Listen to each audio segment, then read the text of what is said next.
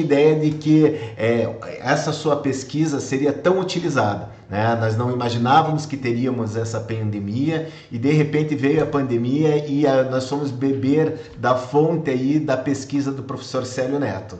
Célio Neto, eu tenho o seu livro aqui em cima da minha mesa, mas na verdade eu deixo ele em cima da minha mesa, só que uma colega que está trabalhando em home office pediu emprestado porque ela pretende fazer uma petição inicial e daí eu não tenho nem como mostrar o livro aqui, mas isso é só para ilustrar como ele está sendo utilizado atualmente.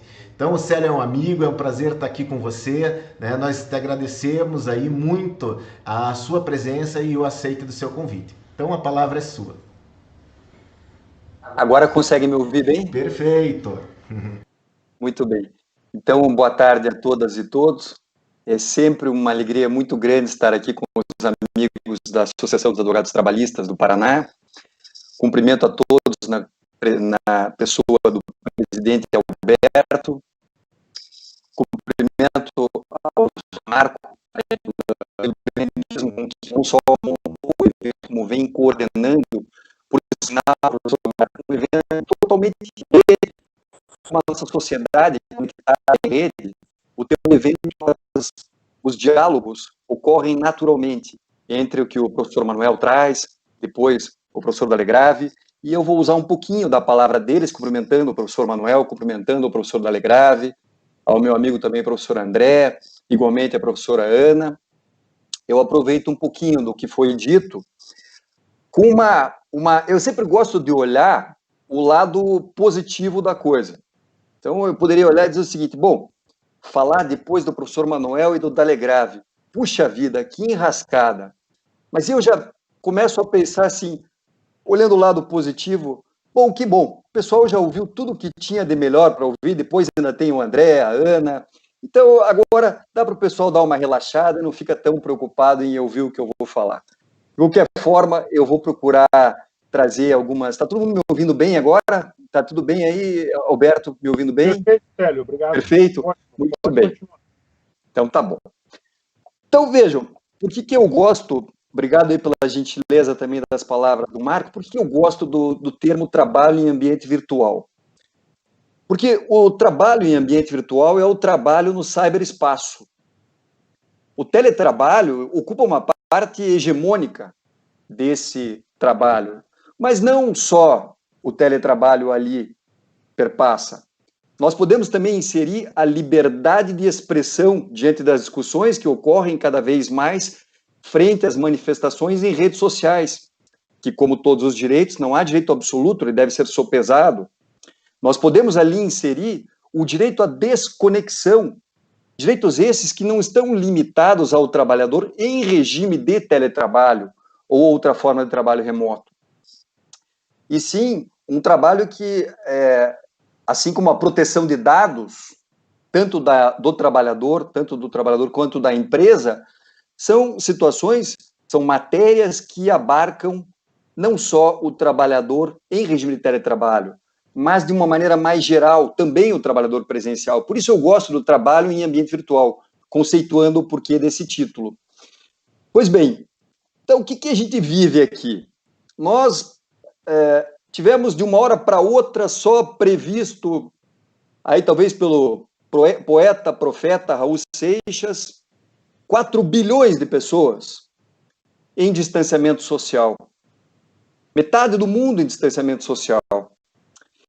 Isso começou a mostrar para as empresas e começou a mostrar para a comunidade de uma maneira em geral as vantagens que esse trabalho em ambiente virtual pode trazer.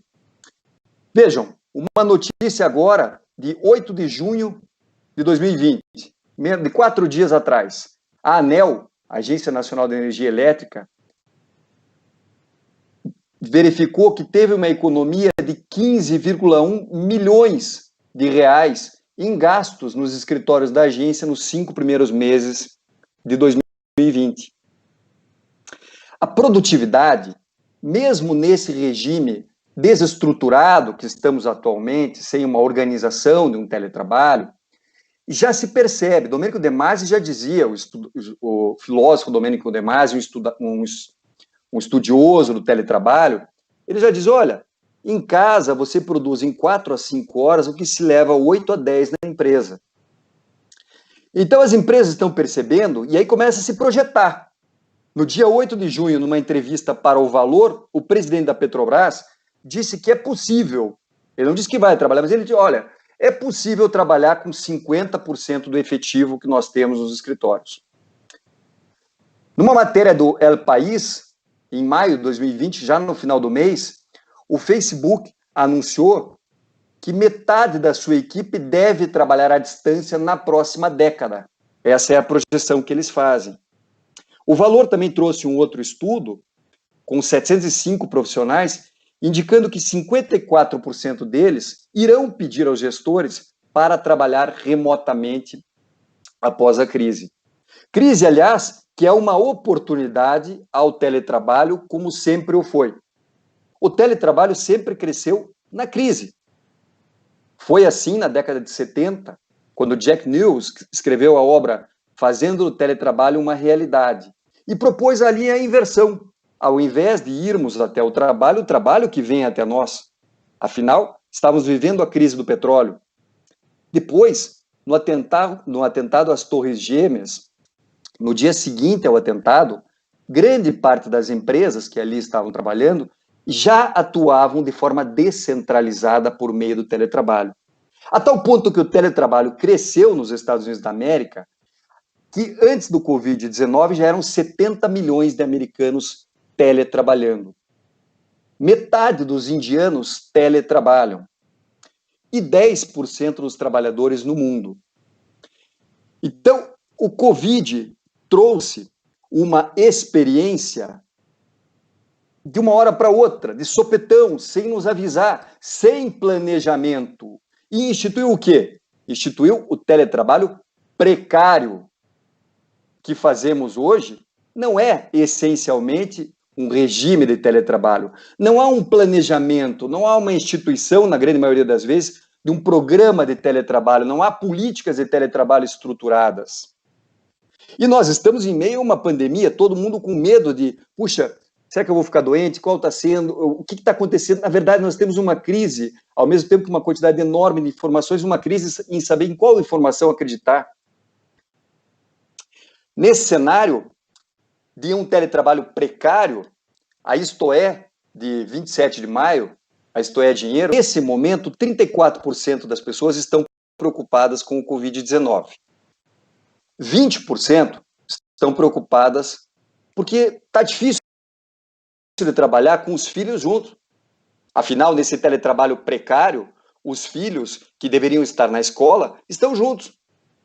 Estamos fazendo lição, há uma aproximação do núcleo familiar, mas ao mesmo tempo não há sequer o tempo de ir à escola e não se consegue separar de forma mais tranquila, mais harmônica o trabalho. E o parceiro convive no mesmo ambiente de trabalho também, no mesmo ambiente de casa, que agora é um ambiente de trabalho. Se tivessem feito para mim a pergunta sobre o teletrabalho precário, eu ainda colocaria mais uma situação diante das dificuldades. Olha, é muito tempo de isolamento, e aí eu não consigo aguentar a mim mesmo. São questões que enfrentamos em um teletrabalho precário. Afinal, o que é teletrabalho? Estamos falando em teletrabalho, o Dalegrave já deu uma dica, já trouxe alguma coisa. A OIT conceitua teletrabalho como forma de trabalho efetuada num lugar diferenciado do escritório central ou do centro de produção e que implica uma nova tecnologia que permite a separação e facilita a comunicação. Agora, recentemente, na semana passada, para fins meramente estatísticos, a OIT fez algumas separações, tentando conceituar teletrabalho, trabalho remoto, home office e home-based work. Então, o que nós podemos, a partir dessa conceituação trazida pela OIT, entender? O trabalho remoto é maior, o teletrabalho fica dentro do trabalho remoto, como uma espécie desse gênero. Dentro do teletrabalho, nós temos o home office. Por quê? Teletrabalho é trabalho à distância, por meio da comunicação e informação ou informática, portanto, telemática. Quando eu faço esse trabalho de dentro de casa, aí eu estou em home office. E o home-based work seria também, eles acabam se misturando esses conceitos, a própria OIT reconhece, aquele trabalho baseado no dia a dia, baseado é o trabalho que é realizado dentro de casa. Isso mostra que o teletrabalho, na verdade, não é uma característica, não é algo que seja exclusivo de uma relação de emprego. Nós podemos ter um teletrabalhador empresário, nós podemos ter o teletrabalho autônomo, nós podemos ter o teletrabalho para subordinado, e quando há telesubordinação, aí nós temos o teletrabalhador na condição que nós conhecemos na CLT como empregado. Esse trabalho pode ser realizado, portanto, se o teletrabalho é o trabalho descentralizado, fora da sede principal da empresa, realizado por meio da comunicação e da informação ou informática, eu posso trabalhar de qualquer lugar. Faziam muitos anos que eu não tirava férias de 30 dias. Esse ano, em janeiro, eu disse, não, eu vou tirar férias de 30 dias. E eu tirei férias de 30 dias e teletrabalhei da praia. Passava e-mails, fazia ligações da praia, aquele vento, o barulho do vento da praia. À noite, respondendo e-mails, etc. Foi uma opção minha. Mas eu posso teletrabalhar da praia, do campo, pescando. Eu posso teletrabalhar quando eu faço do domicílio, aí em home office. Eu posso teletrabalhar de oficinas satélites, de telecentros, do cliente, de aeroportos, de rodoviárias.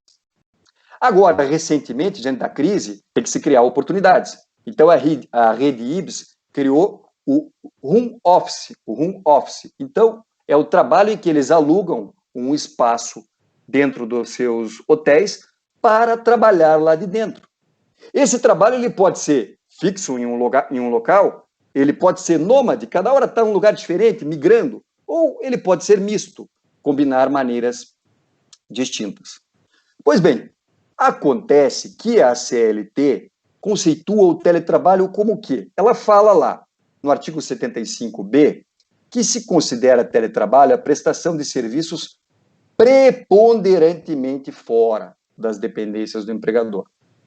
E o artigo 75A fala que a prestação de serviços pelo empregado em regime de teletrabalho observará o disposto nesse capítulo, que é o capítulo específico do teletrabalho.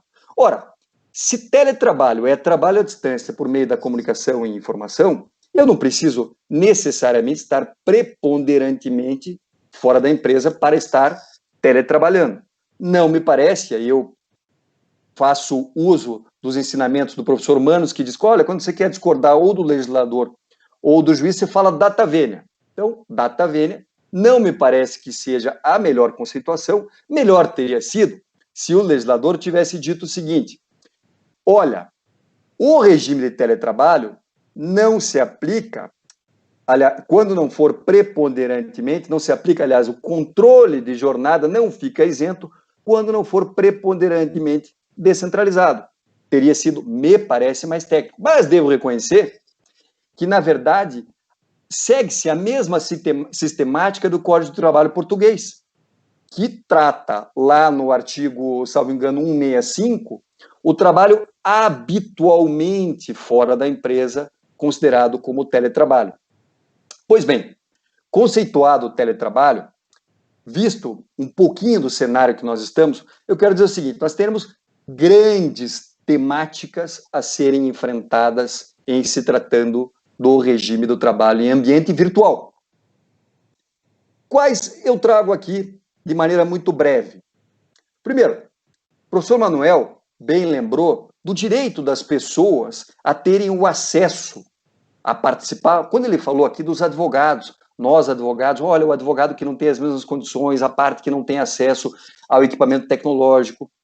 Por isso mesmo que o ODS 9, o Objetivo de Desenvolvimento Sustentável 9, na Agenda 2030, da ONU, traz o direito à informação e prevê que ele deve ser feito por meio da comunicação e informação, ou seja, pela telemática, que são as mesmas tecnologias do teletrabalho.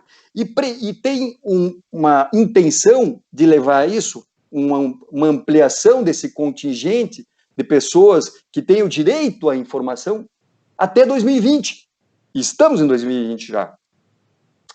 Então vejam, porque o direito à informação se atrela diretamente à dignidade da pessoa humana. No momento em que vivemos uma sociedade da informação, onde os dados já foram reconhecidos como o novo petróleo. Também se insere aqui o direito ao esquecimento.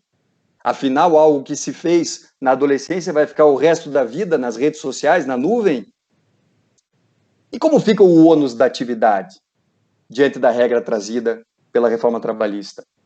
E o controle de jornada? Deve-se ter controle de jornada ou não? E o direito à desconexão? Estamos desconectados do trabalho nesse momento?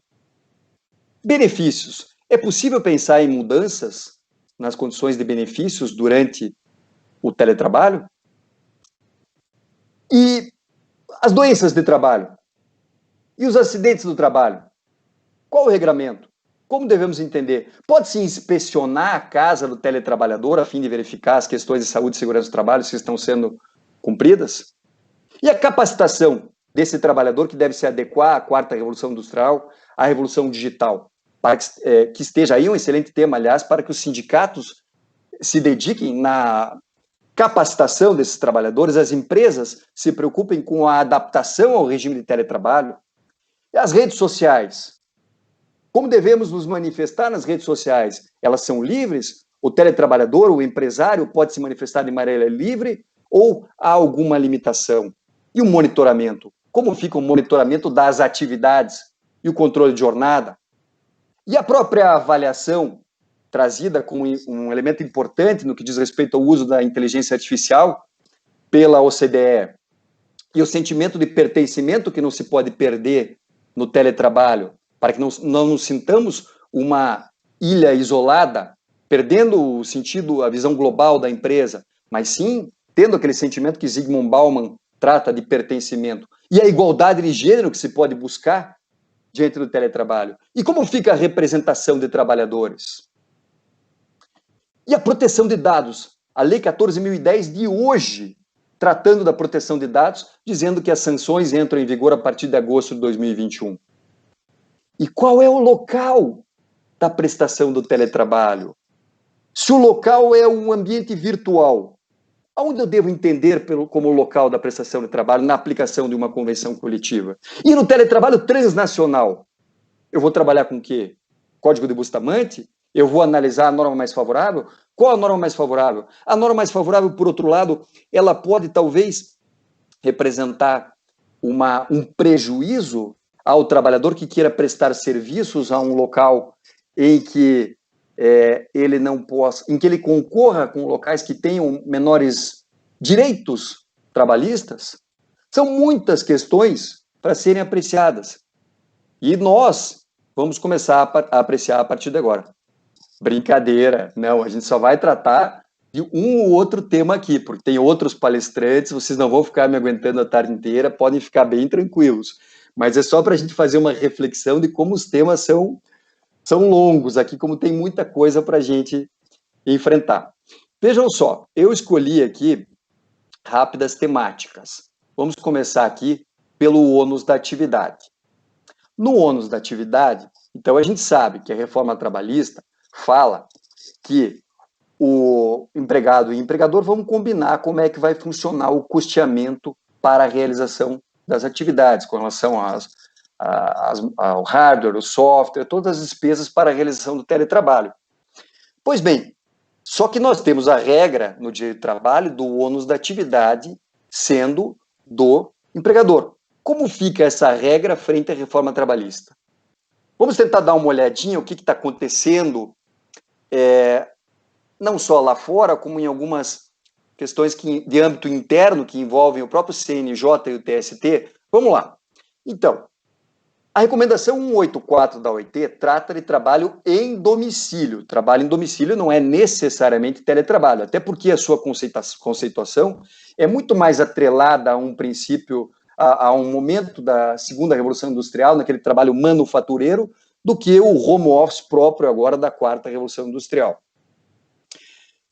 Mas também a legislação da Costa Rica, da Venezuela, o PROPET, que é um programa argentino que é de incentivo ao teletrabalho, também impõe ao empregador esse custo, e o próprio Código Substantivo do Trabalho da Colômbia.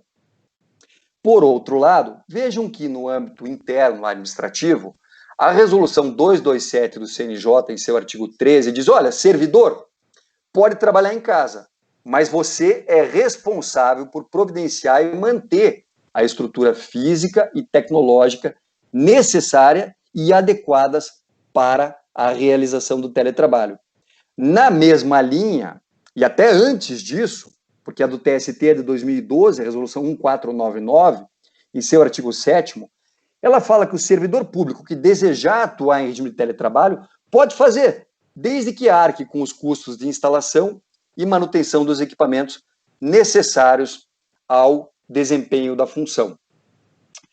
Aí, de outro lado, nós temos enunciados não vinculativos da ANAMATRA e do CONAMAT, que falam que, com base no ônus da atividade, esse custeio dos equipamentos é do empregador. Assim é o enunciado 70 da ANAMATRA, o 25 da CONAMAT.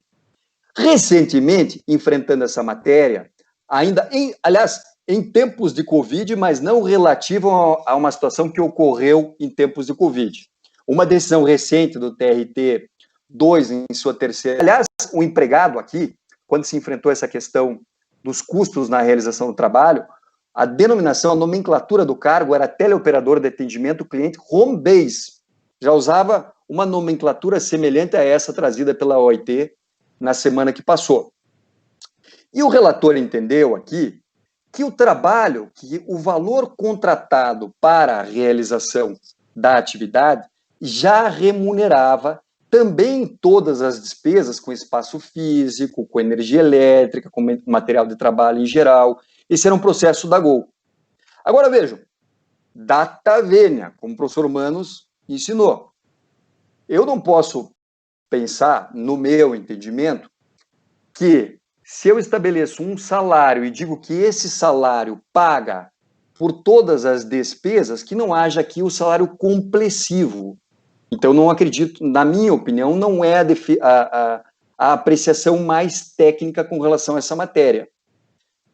Esse tema, até mesmo do uso do espaço do teletrabalhador, ou seja, uma espécie de alocação do trabalho em casa, pode ser, e provavelmente será futuramente, objeto de discussões judiciais quanto a uma possível indenização do teletrabalhador. Já temos sentença no Tribunal de Justiça na Suíça, que assim determinou, embora numa situação um pouquinho diferente, em que foi determinado que se realizasse daquela maneira. Bom, o meu próximo tema, eu vou tomar a liberdade, até para não ficar falando, de perguntar para o Marco, porque como fugiu um pouquinho do horário, como é que está o meu tempo, Marco, por gentileza?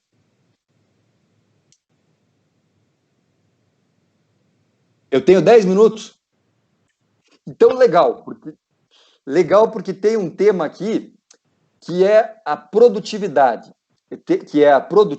e se der tempo a gente insere um pouquinho a questão do controle de jornada, que está muito atrelada aqui. Então, veja só. Lembram lá no início que eu falei o quanto a gente produz a mais em casa? O Domênico De Masi já havia nos ensinado nesse sentido. Então, os tribunais, em âmbito administrativo, já tinham percebido isso há mais tempo, inclusive. O TRF4 já tinha uma regra, disciplinando em seu regimento, que deveria ser entregue uma produtividade 10% superior para quem quiser trabalhar à distância. O TJ de Pernambuco fala, Marco, em pelo menos 30%. E o TST, meu amigo André, na resolução 1499, diz o seguinte: olha, quer trabalhar em casa? Beleza, servidor, pode ir. Então você combina com o teu gestor. Agora, é o seguinte, combinado com o gestor é no mínimo 15% a mais de produtividade. E o CNJ fala o seguinte, olha, vocês têm que estabelecer a meta. Não diz se tem que ter uma meta maior ou menor. O fato é que diversos regimentos estabelecem uma produtividade que vai de 10% a 30% superior àquela praticada em casa. Vamos tentar atrelar essa situação aqui com o controle de jornada rapidamente. Vejam só, o Dalegrave deixou a bola ali quicando para a gente dar um chute no que diz respeito à questão do controle de jornada, que de fato é um grande tema de interesse para nós, operadores do direito, especialmente advogados trabalhistas. E a gente sabe que há uma tendência, por parte do judiciário, de se pensar na aplicação do artigo 62, inciso 1º, quanto à possibilidade de controle de jornada. Inclusive tem enunciado não vinculativo nesse sentido, do CONAMAT, salvo engano, a gente já vê isso direitinho. Pois bem, o artigo 62, inciso 1º, é de 1994. Alberto, 1994, meu presidente, foi o ano de fundação do Yahoo. Foi o ano de fundação, o Jeff Bezos fundou a Amazon nesse ano. E foi o ano de criação da web.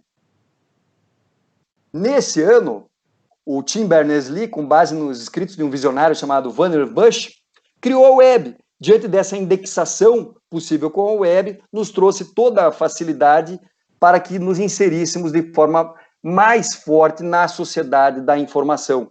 Desde os mainframes, aqueles grandes computadores em 70, depois os computadores em 60 e 70, depois os computadores pessoais, mas por aí vai. O que eu quero dizer é o seguinte, é que de lá para cá se estabeleceu tanta tecnologia para a realização do trabalho e houve tanta transformação na forma de prestação do trabalho, o trabalho passou a ser muito mais intelectualizado. Então, nesse tempo, o trabalho pode ser realizado à distância porque ele não precisa da mesma vigilância do empregador. O trabalhador está empoderado. Começou a ser mais empoderado com a terceira revolução industrial, com os centros de controle de qualidade do toyotismo e outras montadoras japonesas.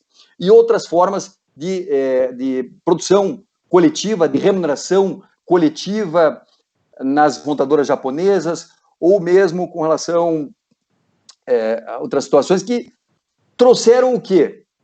Trouxeram uma cultura que hoje é a cultura da confiança, é a cultura do empoderamento, é a cultura de que eu posso realizar o meu trabalho sem controle. É a cultura que me permite, Marco, assistir um jogo legal da Champions à tarde e, ao mesmo tempo, permite levar a minha filha na aula. A gente já faz teletrabalho no escritório desde 2013. Esse ano, a gente tinha ampliado um pouquinho. Antes era a cada 15 dias. Esse ano, era uma vez por semana. Depois, com o Covid, é claro que se passou a ser todo dia. Mas eu já tinha a oportunidade de levar minha filha na escola de música, coisa que eu nunca fazia. Às vezes, almoçar em casa. E eu ser dono do meu relógio, que não ficava mais com a fábrica. Nas primeiras revoluções industriais, eu trabalhava de acordo com o relógio da fábrica. Portanto, quando eu retiro o relógio da fábrica e pego para mim, eu tenho uma concretização importante de direitos constitucionais. E se eu ficar atrelado a essa cultura lá de trás, da possibilidade de controle de jornada, de uma legislação de 94 podendo ser aplicada aqui, quem sabe, de forma analógica, uma possibilidade de controle de jornada que hoje, na verdade, tudo é controlável. Gente, na temporada, eu vou 3 finais de semana para a praia. No 4º final de semana, eu entro no carro, daí eu olho o celular me fala assim, 1h35 até o seu destino. Mas quem que disse para ele que eu queria ir para a praia? Ele estava me mandando ir para a praia, porque ele percebeu que é para lá que eu vou. Ou seja, as possibilidades de controle são enormes.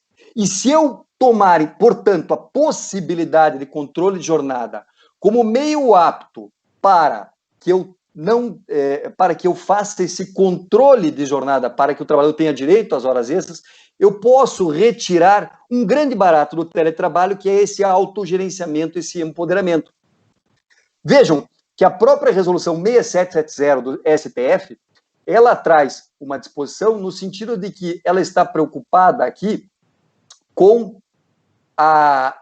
um modelo diferenciado de gestão de atividades, voltado para a entrega de resultados do trabalho. E por que isso? Usando uma frase do Domênico De Masi, ainda aplicamos ao trabalho intelectual regras que foram pensadas para o trabalho material. Mas o trabalho material requer quase sempre uma unidade de tempo e lugar, a fábrica. Enquanto o trabalho imaterial não exige nem copresença física, nem sincronismo. E aí eu puxo uma frase minha, com base em Zygmunt Bauman. Eu digo o seguinte: o tempo é imediato. Não precisa mais ser controlado. Já foi aniquilado ou suicidado. Afinal, a produção não é mais em linha, tempo a tempo, rotinizada, perdendo o sentido a sua medição. Para concluir, meu amigo Marco, presidente Alberto, para deixar que os demais palestrantes possam dar maior grandeza ao evento, eu quero dizer que se de um lado o meu pensamento é de empoderamento, de autogerenciamento, que isso é mais próprio com o regime que nós vivemos, eu quero dizer que não pode haver abuso.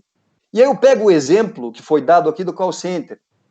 O call center, por mais que possa ser realizado em regime de teletrabalho, não é uma atividade que possa estar isenta de controle de jornada. Por quê? Porque mesmo que eu trabalhe por meio da telemática, para eu ter, vamos estabelecer aqui uma regra, uma pressuposição, que para eu ter a isenção do controle, eu tenho que ter o direito de autogerenciamento de acordo com o meu relógio, e não o relógio do empregador. E no call center eu tenho um horário para atender o telefone. Eu não vou atender aquele telefone indefinidamente.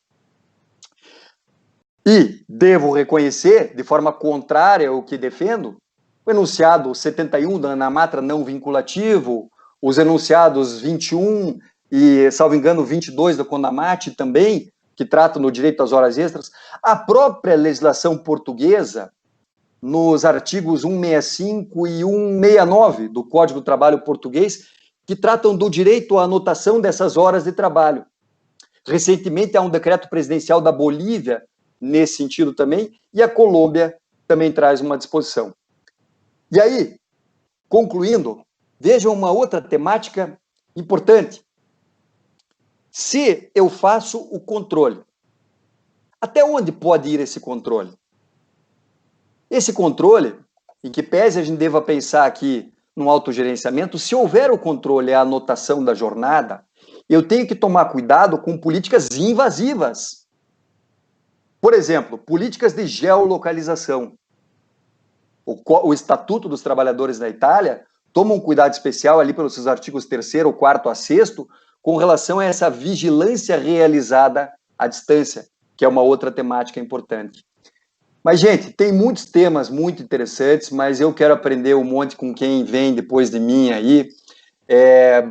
Eu acho só importante, professor Marco, porque eu não falei e não vai haver tempo, mas dizer que a medida provisória 927, quando ela diz que o tempo de uso de aplicativos e programas de comunicação fora da jornada normal do empregado não constitui tempo à disposição, isso só pode ser lido com o caráter da eventualidade, com o caráter do ocasional.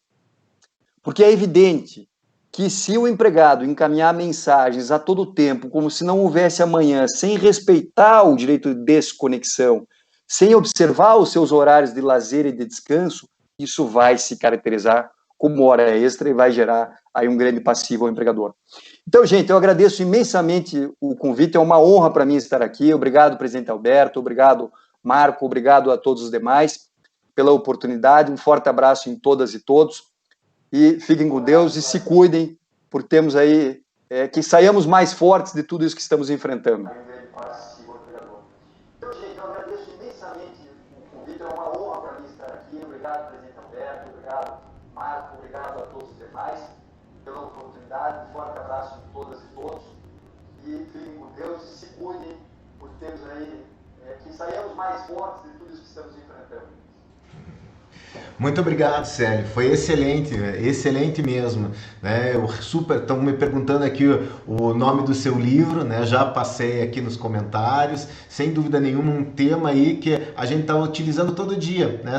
Todo dia vem uma pergunta sobre teletrabalho. Semana passada fui encomendado um estudo para mim, por exemplo, porque é uma empresa de 2.000 empregados pretende colocar os seus trabalhadores do administrativo em regime não presencial, e realmente essas dúvidas, essas colocações que você trouxe aí, esses questionamentos, vão ser objeto de muita reflexão e de muito estudo por todos nós. Muito obrigado, Célio, de verdade. Tá bem? Eu que agradeço. Bom, caríssimos, então dando continuidade às nossas